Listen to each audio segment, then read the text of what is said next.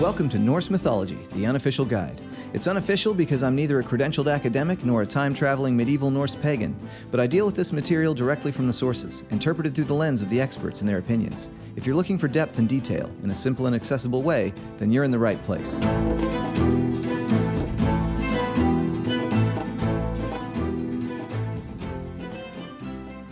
Eiris satsun idisi, satsun heidaduoder, summa haft heftidun, summa heri leitsidun, summa klubodun, umbikuni ovidi, inspring haftbandun, infaruigandun. H. If you've been studying Old Norse, which is what we call the group of ancient dialects spoken in Viking Age Scandinavia, and which I totally do not expect you to be doing, you may have noticed that what I've just recited is not Old Norse. It's actually Old High German, and that's a little bit of a deviation from how I normally start the show. Old High German is the ancestor of what we usually just think of as modern regular German, and it's about as far removed from modern German as Old English is from modern English. But in this case, we're dealing with a highly significant piece of Old High German that helps prove the fact that Norse religion and mythology is really just the best recorded subclass of Germanic mythology. And since it's been a while since we've talked about this, we're probably due for a reminder that the word Germanic doesn't mean from Germany.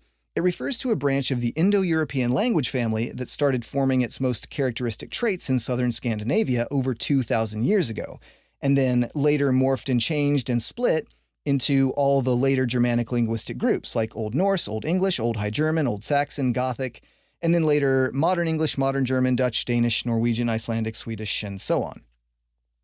All these languages share a common ancestor, and that's what makes them all Germanic.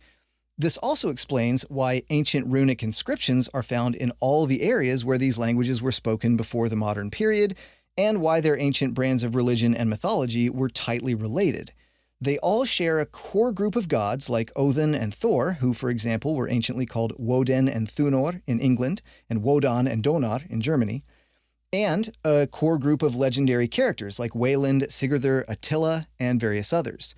On the one hand, it's safe to say that Germanic religion would have exhibited some amount of variation over time and place, but it's also safe to say that all of these groups would have recognized each other's forms of religion as being close enough to be called the same, and would probably have actually been surprisingly consistent if you were to go back and experience them firsthand. So with that said, what is this Old High German thing I just read, and how does it relate to Norse mythology? Let me start by reading it again in English. Once sat Idisi. They sat here and there. Some bound bonds, some hindered an army, some unraveled fetters. Spring forth from the captive bonds, escape from the enemies. H. Don't ask me what that random letter H is supposed to mean at the end, because nobody knows. What we do know is that this is some kind of a ritualistic spell or charm or incantation or something along those lines. It's called the first Merseburg charm, with first meaning the first of two alliterative charms that were discovered in 1841, written into the pages of a liturgical manuscript around the year 900, but were likely copied from an earlier manuscript and almost certainly derive from ancient oral tradition. I've talked about the second Merseburg charm a couple times before, since it brings up Odin, Balder, Frigg, and some other goddesses. But the first charm is interesting and important for its mention of the word idisi, which is plural, by the way. The singular form is idis. In context of the charm, an idis appears to be a woman, very obviously associated with loosening or binding bonds and impeding armies, and the speaker seems to be invoking these women and/or their abilities, likely to free themselves or someone else from some kind of bondage. In a very basic sense, there is some kind of special female and perhaps supernatural power being referenced here. Now, bear with me here for a second, because this brings us from Old High German into Old English, and once again to the famous poem Beowulf. Beowulf makes use of the English form of the exact same word when it refers to a woman named waelhraefn, who is the wife of Danish King Hrothgar, by calling her, quote, Idis Skildinga, which in this context means something like noblewoman of the Skilding dynasty. Now, this particular Idis Skildinga doesn't appear, at least at face value, to be any kind of supernatural entity. But it's important to realize that the phrase Idis Skildinga is not an exclusively Old English phrase. Skilding is the English form of the Norse word skjoldung. And as I mentioned, it's the name of a dynasty of ancient Danish kings. In fact, there are 2 Old Norse poems in the Poetic Edda, specifically Helgakvida Hundingsbana Onur and Brot av Sigurdarkvidu, which use the phrase Dis Skjoldunga to refer to a noblewoman of the Skjoldung clan. The fact that versions of this phrase, Idis Skjoldunga and Dis Skjoldunga, are shared amongst alliterative poetry in 2 Germanic languages hints at the idea that this may be a pretty old poetic formula. And more importantly, it gives us a pretty high degree of confidence that a West Germanic Idis, or Idis, is very likely the same thing as an Old Norse dis.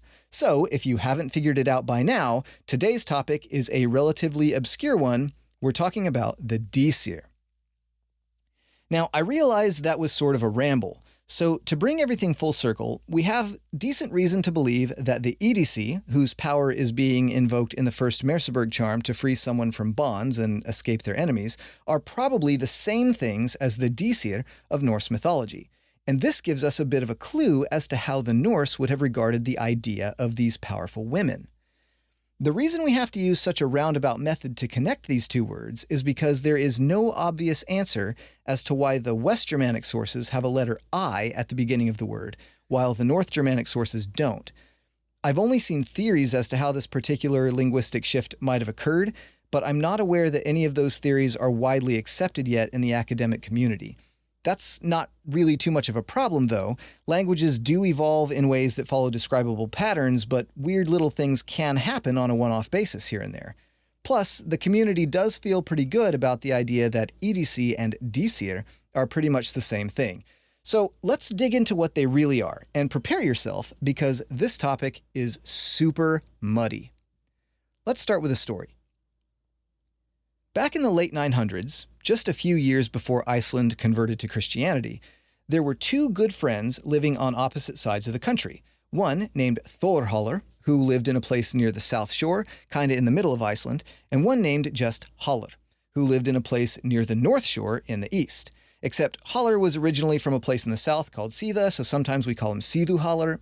Anyway, Thorhallr was what we call a spåmaður, meaning he had the ability of prophecy.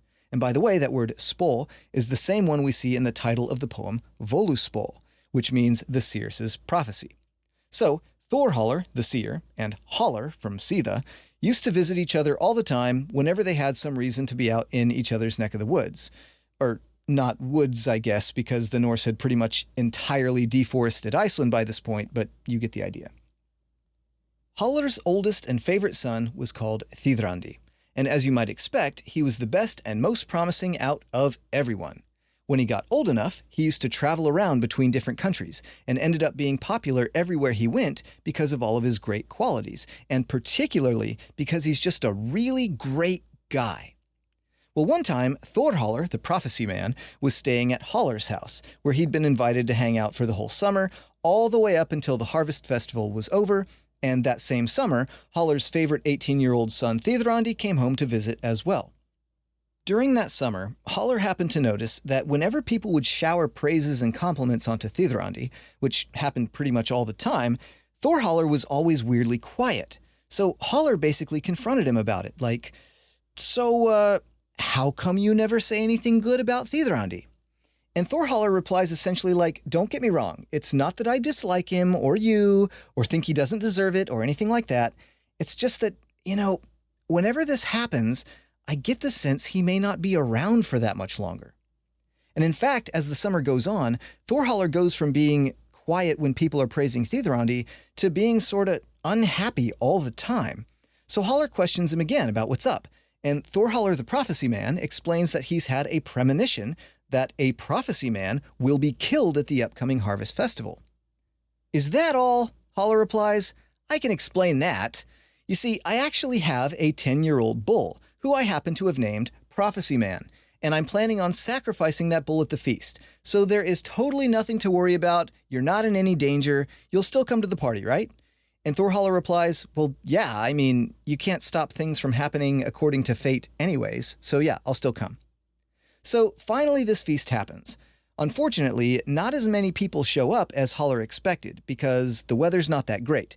But presumably, they sacrifice the bull and everybody sits down to have dinner. But Thorhaller decides to kill the mood again, this time by telling everyone he's had a premonition that it will be very important for nobody to go outside tonight, because if they do, great harm will befall them. And Haller backs him up by saying Thorhaller's words are always right. So later everybody goes to bed, and Thithrandi the son is sort of directing where everyone should sleep, and he takes a spot for himself at the far side of the wall. And then, not too long after, there's a knock at the door. But everybody's probably a little freaked out over the thing Thorhaller said at dinner, so everybody's like pretending they didn't hear it, or pretending to be asleep, or something like that. But Thithrandi finds himself in sort of a moral dilemma, because after all, he's such a great guy. And he thinks maybe this could be some more of those guests they were originally expecting. On the one hand, Thorhaller warned everybody about not going outside. On the other hand, this is Norse society we're talking about, and there are very strict expectations about hospitality. It's actually pretty shameful to ignore whoever's knocking at the door, which by now has happened 3 times. So Thithrandi ends up expressing this out loud, like, "It is a great shame that we are all in here sleeping when there are more guests that have arrived." So just to be safe, he picks up a sword and goes to open the door, but he doesn't see anybody there.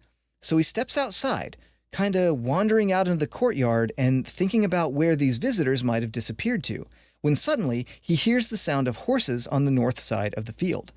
He turns to look and sees 9 women, all dressed in black, riding towards him with swords drawn. He then hears the sound of more horses on the south side of the courtyard and looks to see that there are 9 more women all dressed in white, also riding towards him on horseback. Thithrandi makes an attempt to run back inside and alert the men, but the women in black reach him before he gets to the door and they attack him. He defends himself valiantly, but he gets mortally wounded before the encounter is over and is left there to bleed out on the grass. At some point soon after, Thorhaller the prophecy man suddenly jolts awake, seriously concerned about Thithrandi. He calls out, "Hey, Thithrandi, are you awake?" And when nobody answers, Thorhaller's like, "Oh no, it's too late." Some of the other men are awake now too, so they all go outside into the freezing weather, everything's still bathed in the pre-dawn moonlight, and they find Thithrandi laying there near death on the ground. He isn't quite dead yet, so they carry him inside and ask him what happened, and he's able to explain his encounter with the women on horseback. But he finally succumbs to his wounds later that morning, and they bury him in a mound, as the narrator of the story tells us, according to pagan custom. It's all very confusing for Haller and the rest of Thithrandi's acquaintances, because Thithrandi didn't have any enemies on account of being such a great guy. So Haller asks Thorhaller to use his gift of prophecy to explain essentially what happened. And Thorhaller says this in Lindow's translation, with a couple of little clarifications by me. Quote, "I don't know, but I can guess that they were not women, but the fetches that follow your family. My guess is that there will soon come a change in religion, and that better traditions will then come to Iceland. I expect that these Dísir of yours, who have accompanied the current pagan faith, knew about this change in religion, and that your family would cease to be in their hands. Now, they would not have been content to receive no tribute from you before, so they've taken Thithrandi for their portion. The other better Dísir would have wanted to help him, but with things as they are, they were incapable of doing so. Now, those of your family who get on board with the coming changes will benefit from their support." End quote. After this, Thorhaller delivers a great big long paragraph of Christian propaganda that doesn't matter too much, and Haller later ends up moving to a new town because living where he currently does reminds him too much of Thithrandi's death. And the story ends with another visit from Thorhaller to Haller's new home, where Thorhaller makes one final gleeful comment about how things in Iceland are in process of changing for the better. This story is called Þiðrandadóttir og Þorhals, and it's related as part of Olaf's Saga Tryggvasona as recorded in Flateyjarbók. I'm pretty sure every scholar that's ever said anything substantial about Dísir has talked about this story, so we can't really have a conversation about them without it. But just to get one point of caution out of the way early on, the word Dísir quite literally means ladies. And it just so happens that Norse mythology has a group of minor goddess-like figures it refers to very ambiguously as the ladies. So in the same way that Queen waelhraefn in Beowulf was called an Edis for no other reason than that she is a noblewoman, Women can sometimes be called Dísir in Old Norse for the same reason, without there being anything supernatural about them. So every time we come across this word in the Norse sources, we have to put some thought into whether the author really meant it as a reference to these minor goddess-like figures, or as just a reference to some noble women instead. In the case of Þiðrandáttir og Þorhals, Thorhall says specifically that these beings were not konur, women, but family fylgjur, fetches. If you're not familiar with that word, it basically describes a spirit or an apparition that follows you around, and in this case, they are fetches associated with Hallar's family. It's only after making this distinction that he goes on to call them Dísir. John Lindow notes how the color symbolism here is very clearly deliberate. Black represents the bad Dísir of paganism, while white represents the good Dísir heralding Christianity. So this isn't a situation where we should really assume Dísir can always be expected to wear any particular kind of color in ancient pagan belief. What's a lot more interesting to me is how the author allows for the good Dísir to continue to exist even after the adoption of Christianity, noting that members of Hallar's family who accept the coming changes will be able to benefit from their presence. Plenty of things are going to change when the old religion is swapped out for the new one, but believing in Dísir does not appear to be completely out once that transition occurs. One other interesting point is how the two groups of Dísir have good and bad functions, which doesn't seem too dissimilar from what Snorri tells us in the Prose Edda about how there are good and bad norns, who bestow good and bad fates upon various people of the world. If you've listened to very many of my episodes, you've probably heard me mention this idea of the Norn-Valkyrie-Dís complex. What this term means is that there is often some really fascinating overlap between the members of these three groups.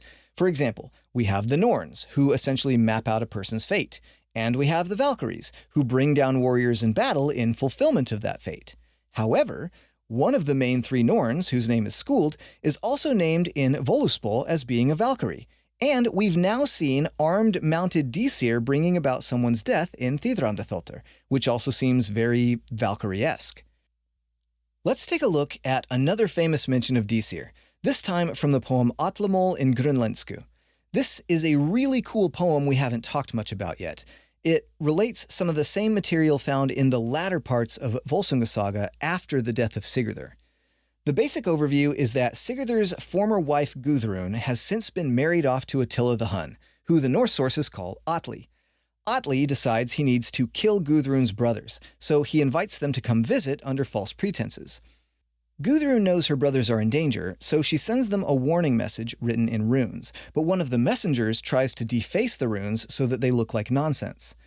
Both of her brothers' wives have horrible foreboding dreams about the upcoming trip, which the brothers totally brush off as, just women being hysterical or whatever, even though one of those women is smart enough to realize that someone has deliberately obscured the message Gudrun has tried to send them. The brothers, of course, don't listen to their wives and head off to visit their sister, whereupon they get into a big fight with Atli's men. When the fight breaks out, Gudrun actually casts off all her jewelry and picks up a sword, and fights alongside her brothers and cuts a guy's leg off and all kinds of cool stuff. But Atli ends up winning the battle and executing her brothers, and even taunting her about it. So in revenge, Gudrun slits the throats of the sons she's had with Atli, and tricks him into eating their hearts and drinking their blood from their skulls. Classic Norse stuff. It may sound a little similar to Volundarkvida. So, then they argue for a little bit and trade some insults back and forth, as any normal married couple might do in this type of situation. And then Gudrun and her nephew Hniflungur attempt to kill Atli in his sleep. Again, in classic Norse fashion, he wakes up after being struck by both of them and delivers a long speech before his wounds actually kill him. And that long speech is why the poem is called Atlamál. It's Atli's speech.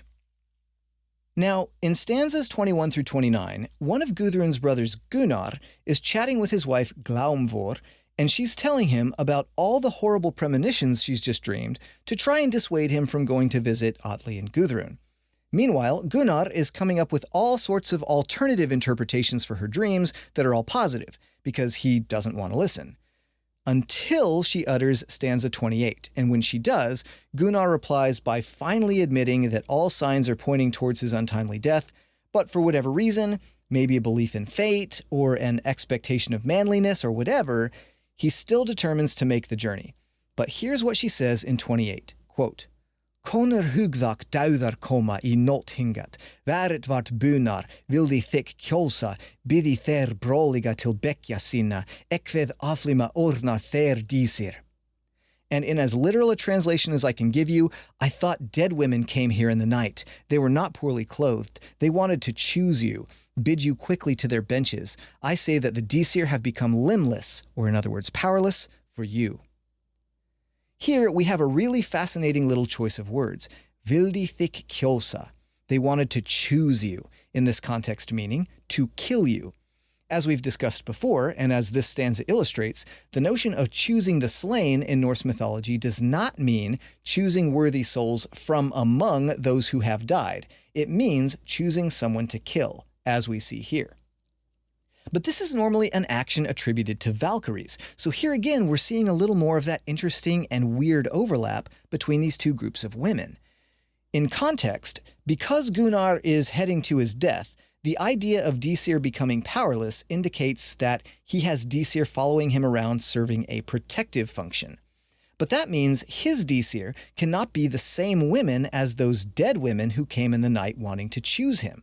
In reality, the stanza is worded in such a way that it isn't really all that clear who the dead women mentioned in the first line really are. Are they valkyries? Are they another group of Dísir? With these weird instances of overlap between groups of women associated with fate and death, are Norns, Valkyries, and Dísir really all just the same thing under different names? Well, Lindow agrees that the connection to death does recall Valkyries and the connection to fate does recall Norns, but he believes it's more prudent to assume a distinction between all these groups rather than assume they're all just lexical variations of the same thing. He also says that, quote, Atlamal stanza 28 refers to Konor Daudar, dead women, who vildi thick kjolsa, wished to choose you, and this locution surely suggests the Valkyries. The dead women cannot therefore be identical with the Dísir who are no longer of use to Gunnar, end quote. But, to be honest, I think I have to disagree a little bit with Lindow here, and this is why. Even though the use of the word choose does seem like it suggests Valkyries, I don't believe there are actually any attestations of any clear Valkyries being dead women. Instead, they are typically living women, and often living human women. They quite frequently marry men, live out their lives with them, and then later die, sometimes to be reincarnated as Valkyries again. Brynhildr is a great example of this, and so is Svolva from the Helgi poems. Plus, Valkyries are not the only ones who choose the slain. Both Odin and Freya are attested as doing this. Even the Einherjar, who are Odin's afterlife soldiers, are said to choose the slain amongst each other every day before resurrecting and then riding back to Valhall for dinner in Gylfaginning 40. Personally, what I think we might be seeing in this stanza from Atlamal is a mirroring of what happened to Thithrandi. In Glaumvor's dream, one group of Dísir intends to kill Gunnar, while another intends to protect him. Very similar to the two groups of Dísir wearing opposing black and white colors in Thithrandatholter. Regardless of the colors, it almost seems like a repeated pattern of negative Dísir and positive Dísir. And in both cases, it seems that one thing that makes Dísir unique from Valkyries and Norns is specifically that they are dead. And if Thorhallr can be believed, the ones you interact with might often be ancestral to your own family. There is something particularly Valkyrie-like about some of these Dísir, though. So it's probably not surprising that we have references like Gudrunarkvida in Fyrsta, stanza 19, where the phrase used to mean Valkyries is Herjans Dísir, meaning Odin's ladies.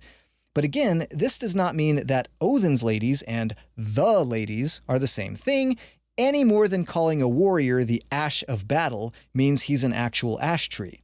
Since Dís can just mean lady, it gets used in the poetic kenning system a lot.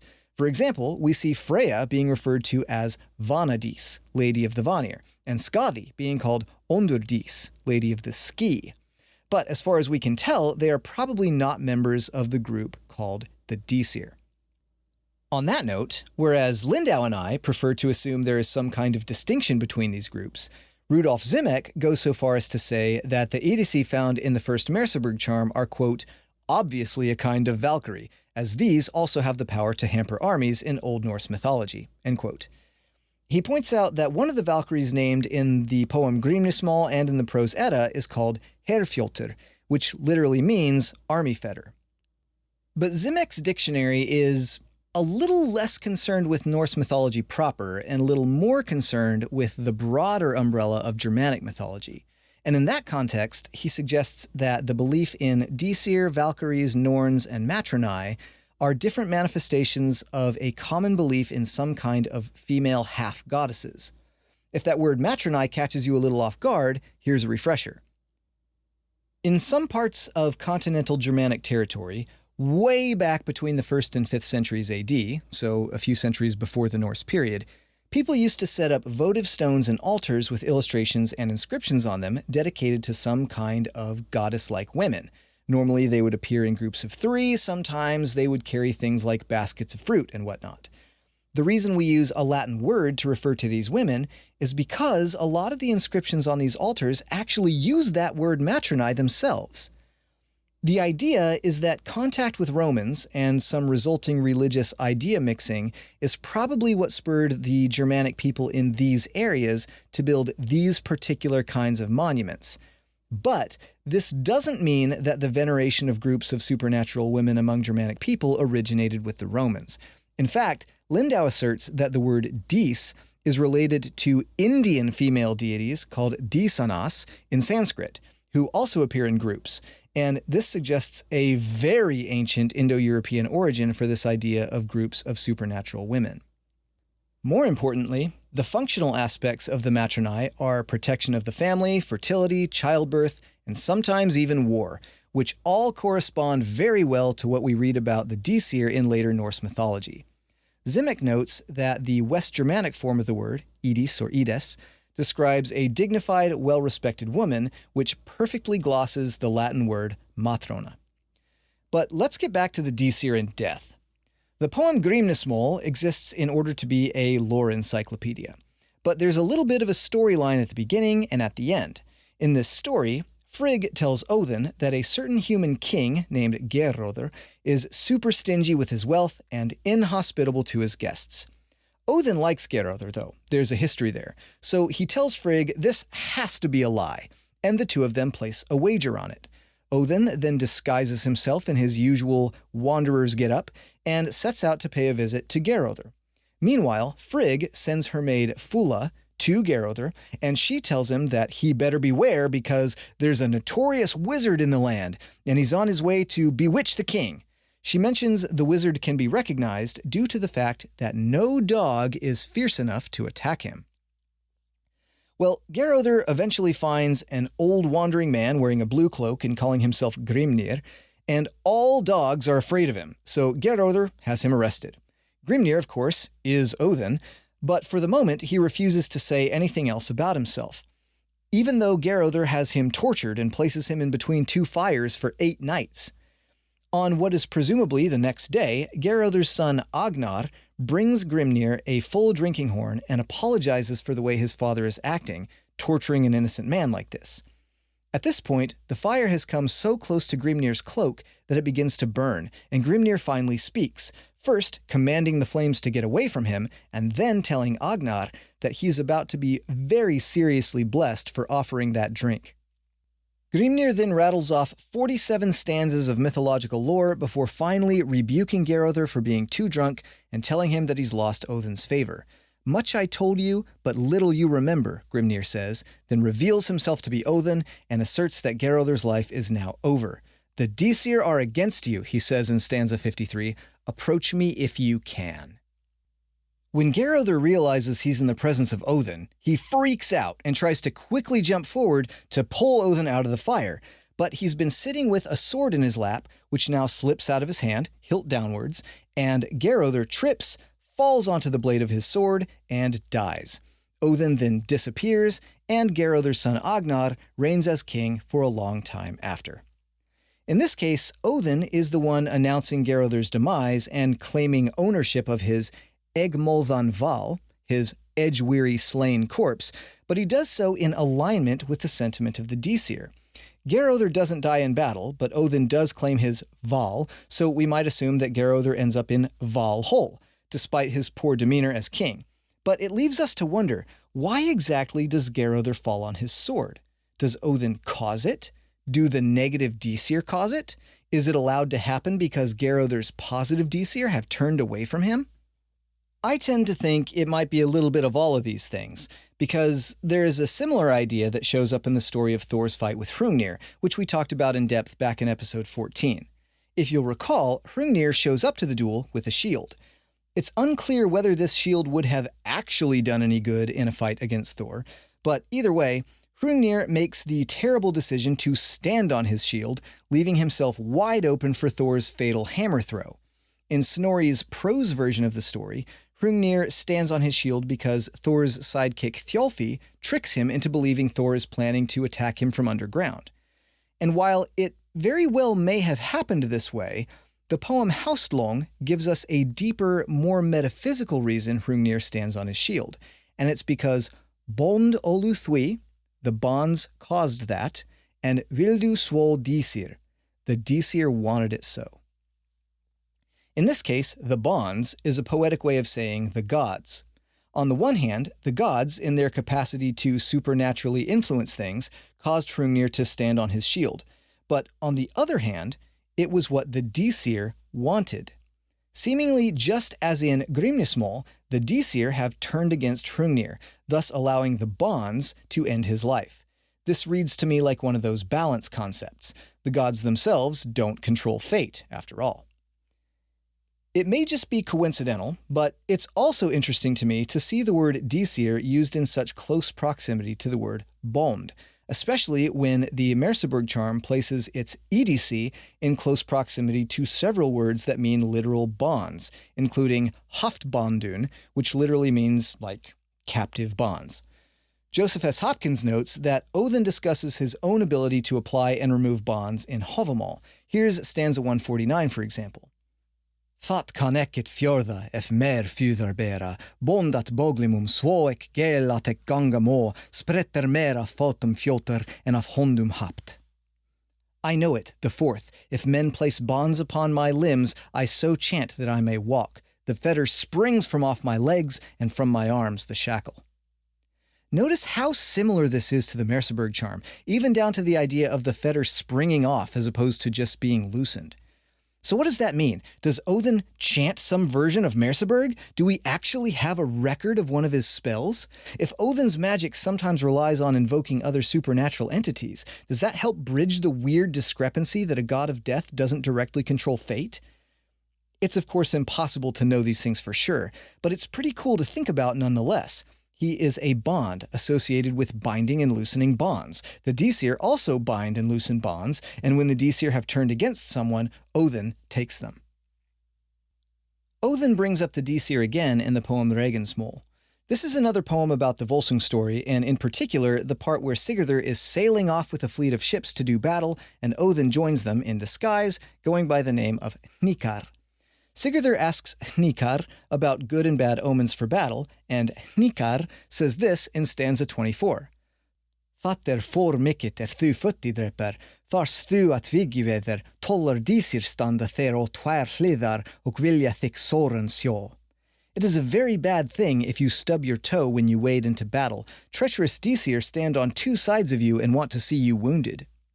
It's starting to seem like the presence of negative Dísir is just sort of a constant concern. In this case, they're not necessarily trying to kill you, but are at least trying to wound you. But where there are negative Dísir trying to cause you harm, we also have evidence of positive Dísir working towards your protection. It's a decent way to explain why both good and bad things can happen to you, I suppose. You've got something like guardian angels looking out for you, and also little demons always just looking for a way they can get you. Sometimes they'll apparently even goad you into making bad decisions. In Hamdismal, another Volsung family poem, in stanza 28, the last of Gudrun's sons dies, and in his classic death speech, he blames the fact that he and his brother once killed their half-brother Erpr on the Dísir. The phrase he uses is Hotumk at Dísir, meaning the Dísir drove us to do it. Then later, because Erpr wasn't around to join in a battle with them, they were defeated in their assault on the Gothic king Jormunrekkr. On the subject of protective Dísir, one of the rune spells mentioned in Sigurdrifumal is a protection spell aimed at helping out during childbirth. It says, Bjargrunar skal tu kunna efter bjarga vilt, och lösa kind från konum, och lova thar skal rista och av lidu spenna, och bidja tho Dísir duga. Protection runes shall you know if you want to protect and loosen children from women. Upon the palms shall they be carved, and clasp them around the joints, and bid then the Dísir to help. The Dísir are also unique because, unlike Norns and Valkyries, we have plenty of evidence of Dísir worship. Evidence from place names shows the strongest concentration of Dísir veneration in southeastern Norway and in Östergötland, Sweden.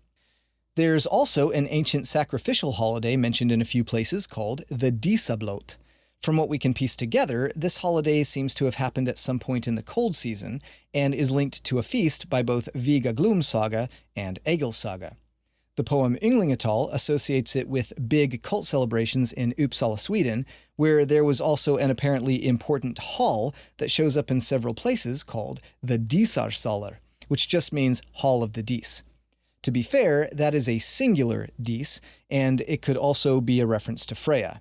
There's a story about a guy named Adels who falls off of his horse in front of the Dísarsalar, but when that same story is related in Historia Norwegia, it happens in front of what the author calls the Temple of Diana, and Diana is a pretty decent classical interpretation of Freya. As I mentioned, we have to be careful interpreting what this word Dís means in any given context. There also appears to be an ancient memory of an event called the Dísathing, which means Assembly of the Dísir. In 1555, a Swedish clergyman named Olaus Magnus wrote about a market called the Dysting, held on the ice in early February near Uppsala. I haven't been there personally, but according to Lindow, even now there is a market held in downtown Uppsala on the first weekend in February called Dystinget. The winter time frame of these holidays also correlates really nicely to an Anglo-Saxon holiday called Modranicht, which means Night of the Mothers, which was held near the beginning of a new year and could easily be related to the cult of the Matronae I mentioned previously. Assuming the Anglo-Saxon mothers are equivalent to the Norse Dísir, this is another hint toward the idea that the Dísir, at least the good ones, were thought of as ancestral spirits by ancient Germanic people. In the end, it would seem that the Dísir are pretty distinct from Valkyries and Norns in a few key ways. They're typically dead, for one, and in a lot of cases are members of previous generations of your family. Unlike Norns, they interact with humans sometimes. They appear in dreams, and can be ritually supplicated for help in various situations, from childbirth to escaping captivity. It looks like they even get their own sacrificial holidays. On the other hand, there's a good bit of overlap. They can be strongly associated with fate and death, even choosing humans to be killed. Sometimes, when the gods bring about the death of some individual, it happens in alignment with the will of the Dísir. As we might expect from an organic ancient religion without a written canon of belief, these things are bound to blend together sometimes. And on that note, I can't help but get the feeling that there are some dead women hovering around this episode right now, excited to bid it to their benches. And since nobody can prevent fate, I won't bother trying to stop them. Instead, I'm going to spend a little time focusing on hospitality to try and stay in the good graces of my nice Dísir. Until we meet again next time on Norse Mythology, the Unofficial Guide. Sources for this episode include The Merseburg Spells by Joseph S. Hopkins, 2023, Dísir by John Lindow in Pre-Christian Religions of the North, Volume 3, 2020, Dictionary of Northern Mythology by Rudolf Simek, 2007, Norse Mythology, A Guide to the Gods, Heroes, Rituals, and Beliefs by John Lindow, 2002, The Poetic Edda, translated by Carolyne Larrington, 2014, and the Prose Edda, translated by Anthony Faulkes, 1995.